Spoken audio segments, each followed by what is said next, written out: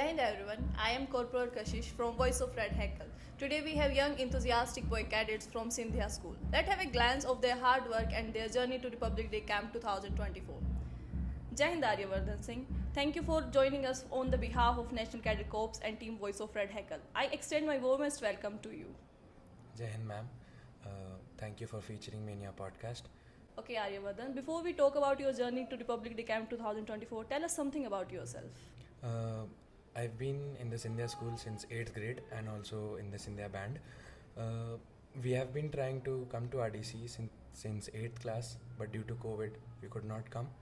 So this is the first time that I'm participating in RDC in the senior most class, and I've been appointed as the band leader for RDC 24, and I play the instrument bass drum along with all of my batchmates and the cadets along with me.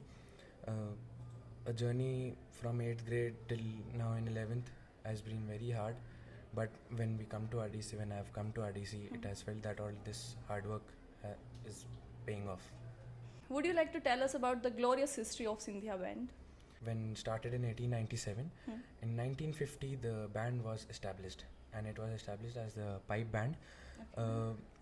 Then in 1988, in 1988, the pipe band of the Sindhya school participated for the first time marched on the Kartavya Path, and then it continued till 1993 as the pipe band, and then again in 2005 it marched on the Kartavya Path as the brass band. Where do Sindhya band performed other than RDC?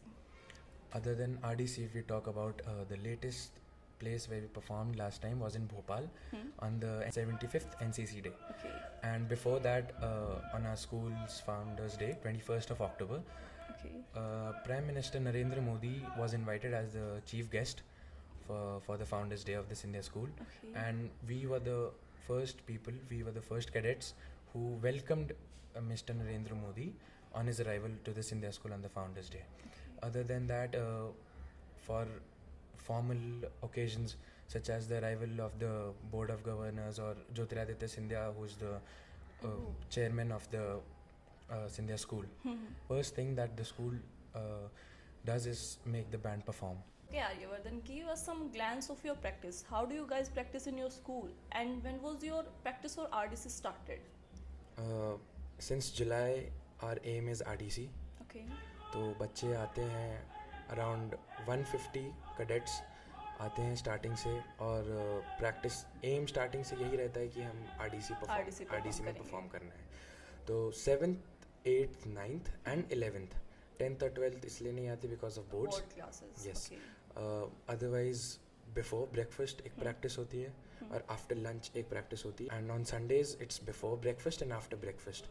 और जैसे जैसे RDC पास आता जाता है वैसे वैसे practice की timings increase होते जाती हैं.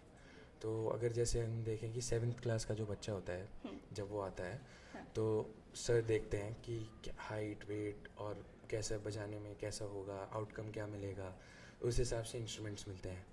कि अगर थोड़ा रिदमिक में अच्छा है तो उसे ड्रम्स मिल जाएंगे. अगर थोड़ा लंग कैपेसिटी है तो ट्रम्पेट मिल जाएगा. ट्रम्पेट में सबसे पहले ट्रम्पेट बजाने के लिए सबसे पहले ब्यूगल मिलता है, और ब्यूगल से ही अगर थोड़ा बेस में आवाज़ होगी तो उसे यूफोनियम मिल जाएगा या ट्रम्बोन मिल जाएगा. हाँ, और अगर पिचेस अच्छी निकल जाएंगी, नोट्स और लंबे बन जाएंगे तो ट्रम्पेट मिल जाएगा. हाँ जी. क्वालिटीज़ के बेसिस पे हाँ इंस्ट्रूमेंट जी, क्वालिटीज़ वो पूरा डिपेंड करता है कि बच्चा परफॉर्म कैसे कर रहा है. वो स्टार्टिंग होती है. फिर अगर हम क्लैरिनेट की बात करें, क्लैरिनेट और सैक्सोफोन ये रीड इंस्ट्रूमेंट्स होते हैं जिनके साथ एक रीड मिलती है जो कि माउथ पीस में लगती है. तो सबसे पहले इसमें माउथ पीस मिलता है.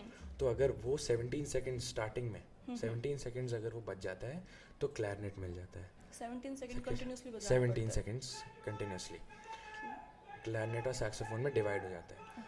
अगर और लंबा बचता है तो ट्रम्पेट में चला जाता है, जैसे 20 से 25 सेकेंड्स डिपेंड करता है.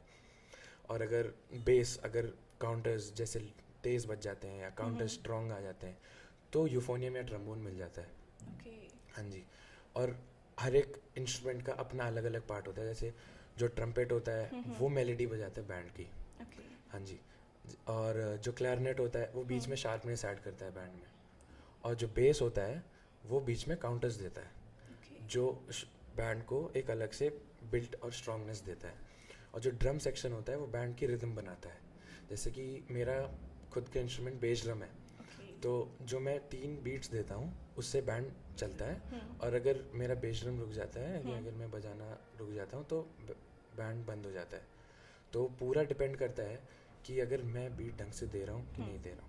तो स्टार्टिंग से प्रैक्टिस का एम आरडीसी होता है और उसी हिसाब से ट्रेनिंग होती है।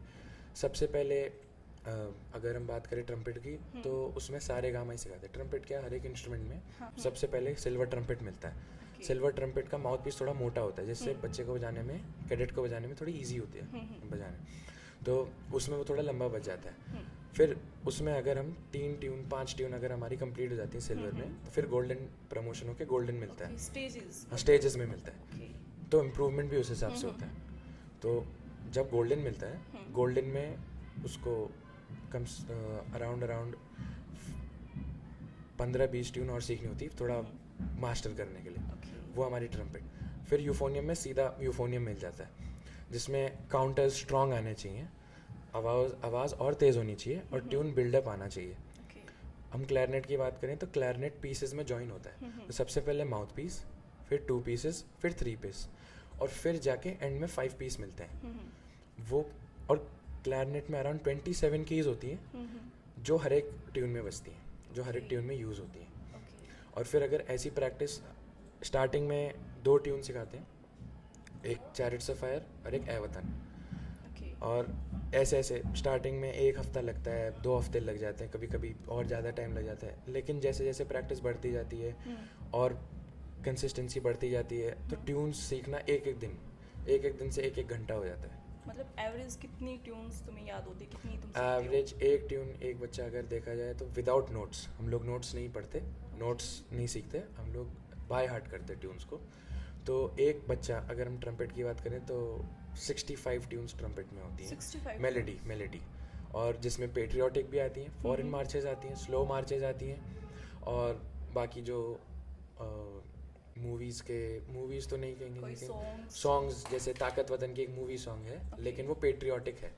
वो वैसे ही तो मतलब एक कैडेट 60 to 65 ट्यून्स की ट्यून्स रिमेंबर रखता है। जैसे ग्रेट थिंग यार। और बेस में एक काउंटर होता है, वो काउंटर्स होते हैं हर एक में। ड्रमर्स के लिए अलग से एक होता है ड्रम्स कॉल, तो वो ड्रम्स कॉल अपनी एक अलग से 4-5 मिनट की ड्रम्स कॉल होती है। Followed by the band leader, now we have band major Vaibhav Agarwal. So Vaibhav, what is so special about your band? Do you think? As you compare our band to other bands, हमारे band की marching and discipline top notch है। Okay. हम लोग कभी उसमें पीछे नहीं रहे। और जैसे कि हम पे 7th के बच्चे हैं, उनको मार्चिंग कराना बहुत डिफिकल्ट होता है, तो उनको बताना और कि कैसे होगा, और उनको ड्रिल समझाना कि ऐसे मार्चिंग होगी, ऐसे इंस्ट्रूमेंट्स प्ले होंगे, और उनको डिसिप्लिन में रखना कि, और क्योंकि बहुत से बच्चे लेजी भी होते हैं तो उनको डिसिप्लिन में रखना, उनको समझाना कि कैसे होगा और कहाँ पर कैसे बिहेव करना है। Okay, Vaibhav, what did you guys learn from RDC? जैसे कि हार्ड वर्क इज़ की टू द सक्सेस, और हम लोग दूसरे बैंड से भी मिले, उनसे बहुत कुछ सीखा, और बहुत सारे डिफरेंट स्टेट के कैडेट से भी मिले, उनसे मिलके बहुत बातचीत हुई हमारी, उनसे नया एक्सपीरियंस भी मिला, हमें नया कल्चर सीखने को मिला, और बहुत सारी नई चीज़ जैसे ड्रिल्स वगैरह पता चली, मार्चिंग की कैसे परेड होती हैं और कैसे उन्हें कनेक्ट किया जाता है, और जनरल्स वगैरह से बात हुई, उनसे पता चला कि आर्मी बैंड वगैरह, नेवी बैंड कैसे वर्क्स करते हैं, Okay. और बहुत कुछ नया कल्चर वगैरह बहुत कुछ पता चला। इतनी डायरेक्ट फेट्स के साथ इंटरेक्ट करना, Yeah. तो नई चीज़ें सीखी बहुत। Okay, Vaibhav, what message would you like to give to the cadets of your age? कि कंसिस्टेंसी इम्पॉर्टेंट है और हार्ड वर्क सबसे इम्पॉर्टेंट है, क्योंकि इधर का जो हमारी प्रैक्टिसेस होती हैं अर्ली मॉर्निंग, वो हम लोग ना आप स्कूल में कर सकते हैं ना कहीं पर, और ऐसा एनवायरनमेंट और ऐसा कल्चर हमें कहीं पर नहीं मिल पाएगा जो हमें इधर RDC में मिल पा रहा है, और RDC का मौका सबसे स्पेशल होता है। That's all. Exactly. Thank you so much, Sindhya Band, for being with us and for sharing your motivational journey with us. Jai Hind.